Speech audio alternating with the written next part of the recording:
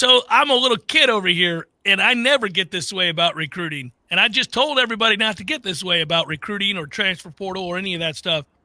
But I just saw the picture of Jeremiah Smith wearing those Florida State gloves, Tom. Mm-hmm. Yeah. Come on, kid. Don't do that to me. Well, yeah. What did I say about quarterbacks? You definitely got to go get one if you bring in Jeremiah Smith. Um, Woo!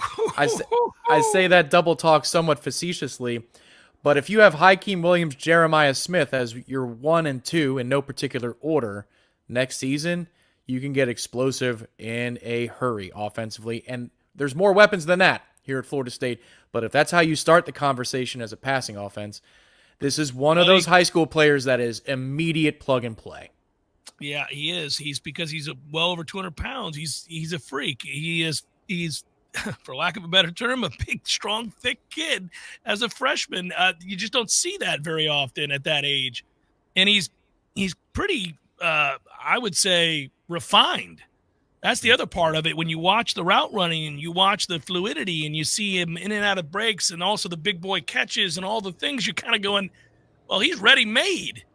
You're only going to have him a couple years, few years. You know, this is like, yeah. And imagine that, like you said, put him in there with Akeem. Yep. And Vidravius Jacobs and Destin Hill. And then you have a Morlock back next year. I mean, come on. Golly, would that be something? One of the things about Hakeem, too, is before he got hurt, of course, they were giving him reps, and we were excited about the one touchdown because he puts his foot in the ground, and nobody knew on the beat. Nobody had seen that yet in a practice, that he could go from 0 to 60 like he did. He cared about blocking, too. Like, he's bought in. Oh, so, completely bought in. Yep. With a guy like Johnny leaving for the pros, it is nice to see that Micah, followed by Johnny, have left a culture imprint on the receiver room that is just what is expected. So even though they're gone, we're going to continue doing that because it'll be nice for every other prospect that comes into town. They know they got to be that part of the offense because the bubble is a big part of our game too. It's a big part of what we do. And if we don't address the offensive line in a proper way, it's going to need to be a big part of the game next year again. I'm sorry. I'm just chasing down rumors, Tom. I'm not going to lie to you. I heard every word you said, but while you were saying it, I was chasing down rumors. I can start from scratch and say it all over again. Nah, I don't want you to do that. I was chasing down rumors, and they were good ones. I'm not normally, I don't do this. I don't traffic in this, but I'm just telling you, getting excited about opportunities that Florida State has with multiple players. That's all I'm going to tell you. I hope they're offensive linemen because one thing we saw this year is when our base runs don't work, we look lost for a little bit. So I hope some of that is about offensive linemen. The to your point about the offensive line, and I criticized Alex earlier in the show a little bit. And I also think that is of paramount importance. I agree with you. That part of the season served to be the most intriguing, but if you take a step back, Tom, there's not an offense in the world that if they can't run their base offense successfully, they can't run. And his is born out of the run, the ability to run, to create the extra gap, to do all the things that he's done, even when they had lesser talent.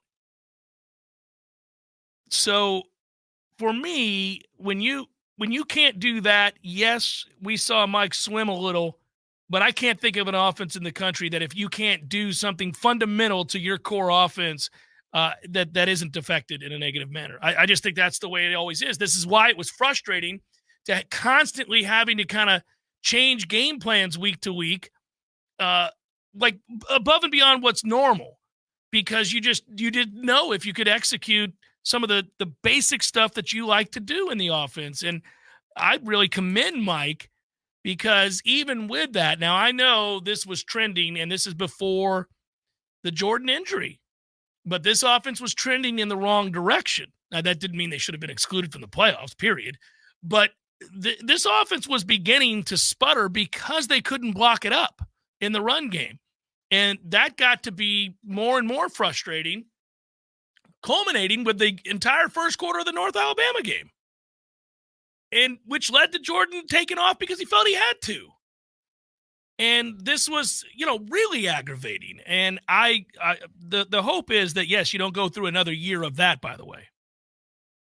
That was so you're gonna. I guess it's just you're making the resounding point. You better have this offensive line improve by quite a bit from what we just watched this year. Yeah, because if you project it right now, your starting five is what left to right with Bless in the portal. Well, It's I think it's so. You think Scott will be back healthy? well, no, I'm just saying that this is what they're projecting. I mean, Okay, well, Scott Washington, Maurice Smith, Keandre, and Byers. And then what are your top reserves? I mean, do you think that Simmons will be your top reserve, and he may be a starter. and Early would be another option? Maybe Otto, like they're Otto early, yep. those would be and Armella, I guess. Maybe. I mean, we could have used them this year in the rotation. Maybe even if it was even 15, 20 snaps a game. So I don't know that you can count on that. It's just there are gaps there. It's not that there isn't a lot of potential for that line, but there are gaps there that I hope, if some of these things that make you smile come true, that is 100% something that is going to be addressed. Yeah, there's a mix and match, right? You do need superstar game changers who can flip the scoreboard at any second, and certainly one of the rumors is out there is that. And then, yeah, the offensive line would be a big part of this offseason. Has to be. I was disappointed there. If you were to ask me what were you most disappointed with this season, it doesn't take but 2 seconds to say offensive line. The thing is, it could force something that makes you happy. They did pass pro pretty well this season. Maybe you just need to start throwing it 40 times a game, especially if you get Jeremiah Smith. Spread it out and fire to the rock, baby. Let's go. Mm-mm-mm. Well, one thing's for certain, and this is the part about college football, and I guess it's good for us to some extent. The conversation with college football, in particular, the intense focus on Florida State roster building, roster retention, acquisition, all of this, it doesn't go away very much anymore, Tom. We'll be into January talking about stuff and the next thing you know, you wake up, you're like spring football. They're starting to model the NFL in that way. And, the NFL's year-round. There's not a week during the year when we do this show that we don't come in here and there's not some sort of story that if you wanted to, you could seize upon and talk about on the show. Yeah, well, one thing is we often talk about the spring game. Maybe it should be a competitive football game. You could take, that's where you cut your check to an FCS program or a lower level program. You're about to get a competitive spring game on December 30th in Miami. That's what you're about to get, is that type of a product. So if you want to see the future for both Georgia and Florida State, and you want to have that spring game feel, except the quarterback is live and they run real special teams, you're going to get one, and it's going to be in a New Year's Six game. And it's going to be more and more of that as we go on if you don't make the college football playoff, especially when it expands to 12.